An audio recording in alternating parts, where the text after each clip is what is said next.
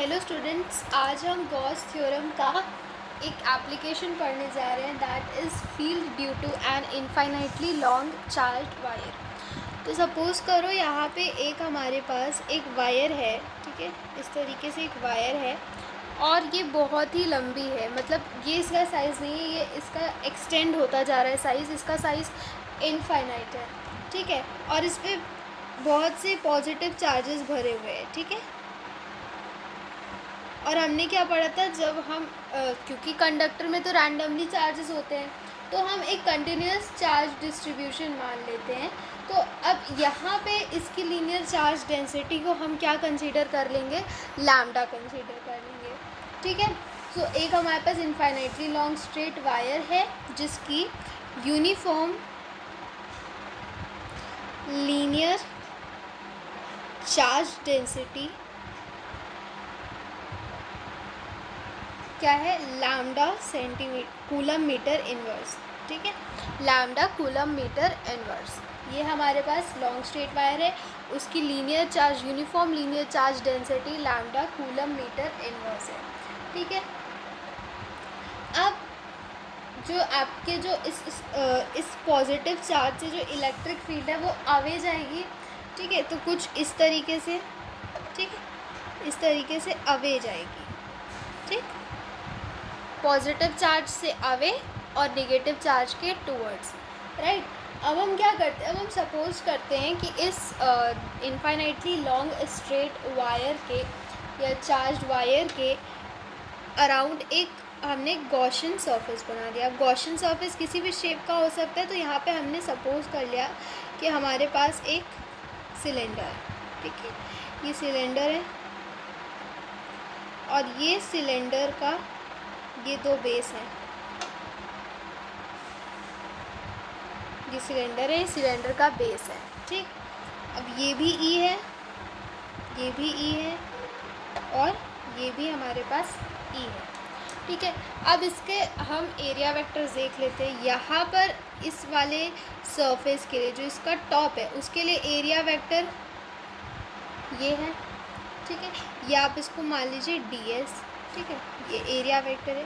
यहाँ के लिए एरिया वेक्टर ये है और यहाँ के लिए एरिया वेक्टर ये है, ठीक है। तो यहाँ पे कितना एंगल बना रहा है एरिया वेक्टर इलेक्ट्रिक फील्ड से, 90 डिग्री। यहाँ पे एरिया वेक्टर इलेक्ट्रिक फील्ड से कितना एंगल बना रहा है, 90 डिग्री, है ना। तो हम अगर थ्योरी लिखें स्टार्टिंग में, तो consider an infinitely long straight wire having uniform linear charge density equal to lambda coulomb meter inverse, ठीक है। now electric field of the line charge is directed radially outward, ठीक है, and its magnitude is same at all points, ठीक है, and also they are equidistant from the line charge, ठीक। so let us suppose that the radius of this cylinder is r, okay, the radius of this cylinder is r. So we will consider a Gaussian surface with radius r and its length is l, ठीक है। It's a Gaussian surface with radius r and length l with its axis along the line charge, ठीक है। तो हमने ऐसे इसका axis बनाया है। नेक्स्ट वाले एप्लीकेशन में हम उसका एक्सिस बनाएंगे परपेंडिकुलर, यानी कि जो आपका सरफेस ऐसे होगा तो आपका गॉसियन सरफेस ऐसे होगा। तो अभी हमें उस पर नहीं जाना, अभी हम इस पर फोकस करेंगे।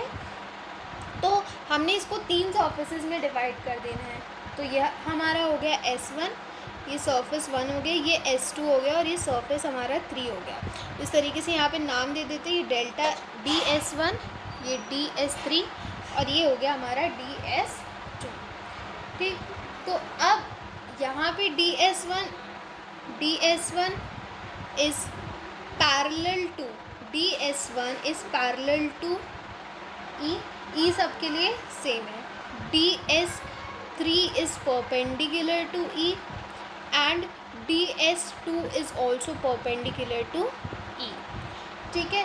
सो अगर हमें टोटल फ्लक्स निकालना है, ठीक है, टोटल फ्लक्स अगर हमें निकालना है, total flux is equals to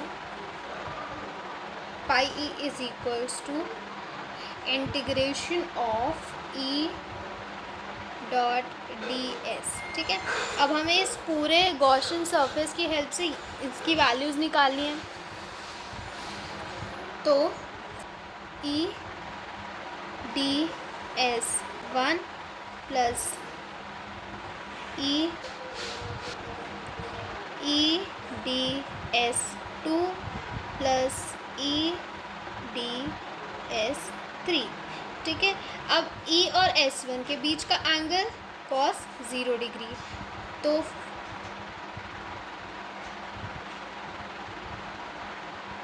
ठीक, plus E D S 2 cos 90 plus E D S 3 cos 90। ठीक है, अच्छा अब हमने यहाँ पे cos लिख दिया, तो वेक्टर का साइन हम नहीं लगाएंगे। ठीक है, अब cos 0 क्या होता है, 1 होता है। ठीक, cos 90 0, cos 90 0, तो फाई ई की वैल्यू हमारे पास आ गई ई डी एस 1। ठीक, अब ई को बाहर ले जाएंगे। एक पॉइंट जो हमने यहाँ पे मिस कर दिया वो ये है कि यहाँ पे आपको सारे किसके रिस्पेक्ट में आप इंटीग्रेट कर रहे हैं वो यहाँ पे आपको लिखना ज़रूरी है। ये S1 है, ये S2 है, ये S3 है। सो अभी हमारे पास बचा S1, तो यहाँ पे S1, मतलब कि हम यहाँ पे क्लोज्ड सरफेस की बात कर रहे हैं ना, हम क्लोज क्यों लिख रहे हैं, क्योंकि हम एक सरफेस के अलॉन्ग कर रहे हैं। ठीक है, तो यहाँ पे हमारा सरफेस क्या है, S1 है। ठीक है, सो DS1। ठीक, अब इसका जो होगा इंटीग्रेशन वो इसका सरफेस एरिया के बराबर होगा। अब इसका सरफेस एरिया क्या है, कर्व्ड सरफेस एरिया 2πRL, क्योंकि हम इस एरिया की बात कर रहे हैं, इस एरिया की बात करें तो ये क्या होगा, इसका कर्व्ड सरफेस एरिया, क्योंकि ऊपर नीचे के बेस हमने हटा दिए, तो इसका कर्व्ड सरफेस एरिया होता है 2πRL। इसकी लेंथ हमने L मानी, मतलब हाइट L मानी, रेडियस R माना है, which is equals to 5E। ठीक, अब E into 2πRL।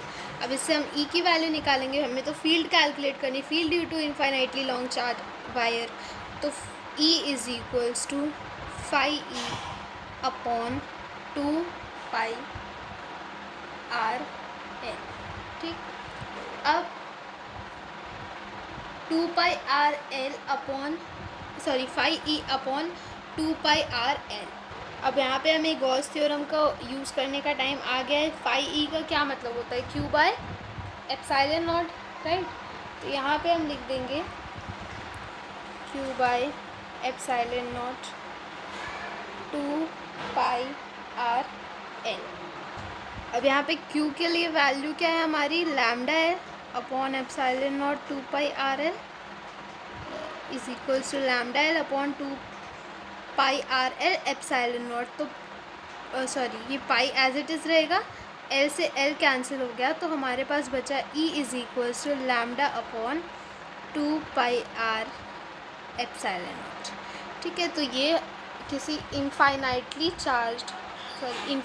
Long charge wire के लिए जो हमारे लिए E की वैल्यू होती है वो ये होती है।